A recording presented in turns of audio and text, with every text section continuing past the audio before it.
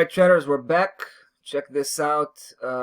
Big shout out for the pound dollar. We actually got involved here a few days ago before the weekend. Just before the weekend, we've noticed something quite interesting. We are tracking this key level system for quite a while. Right now, the most relevant point would have to be the bottom support, 28.14. Right, so we were tracking this trading range. Which started to develop, as far as we're concerned, this particular formation. It started to develop around the last part of December. I'm still talking about 2019. This is the move, guys. Take a look. We had a few swings, right? We think we have the third leg in this case just finishing up. But here's how it did that. It did that in a spectacular fashion. Check this out, guys. On the bottom, we've seen this amazing reaction. That was just, beautiful slice and pullback, right? Just to cross, just to close that day inside.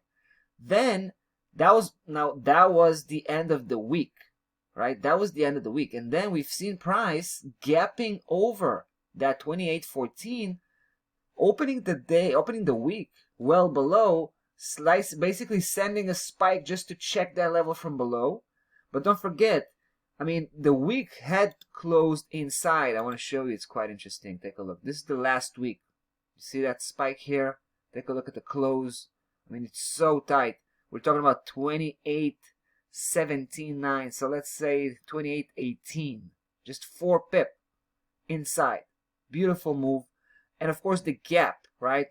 But it seems to be, we feel that this is an exhaustion gap, right? A gap that sends a strong message of reversal, right? That gap actually suggests that price is exhausting. In this case, we're talking about the downside trend coming to an end and possibly shifting into a new upside move.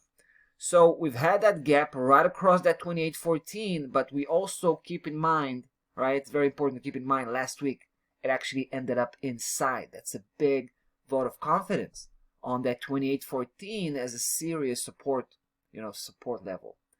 So we decided to take action, right? We got in. You can see how that we got in actually last week, right? When we've seen price, bouncing back in, we pulled the trigger. That was the first time. We started small. Then we've seen price traveling outside for a couple of days and then coming back in. Now, it came back yesterday with a lot of force, and we decided to reward our position here with another trade. So we just increased the size of the position. It's still relatively small. The game plan is to keep pushing this position bigger and bigger as long as price gives us the green light by just keeping, a steady upside move. Now we are looking at 29.93 also as a big test level, but it might also be a profit-taking spot for us, depending on how big of a position we can build up until that point. Later on, if price can prove to break through that level nice and easy, then we can engage again with re-increasing the position even bigger, as big as we can, going towards that 31.93, which is, it's almost 31.94. That's our official price target, right? Official primary final destination. Also, all of that congested right in this key level 31.93. We think this is the big one. All right, so that's very definitely interesting situation right now with the pound and that upside reversal. We'll be back shortly, hopefully, to to follow up on the situation and keep you posted. That's about it for today. Forex Market Analytics. We will be back tomorrow. So till then, be well.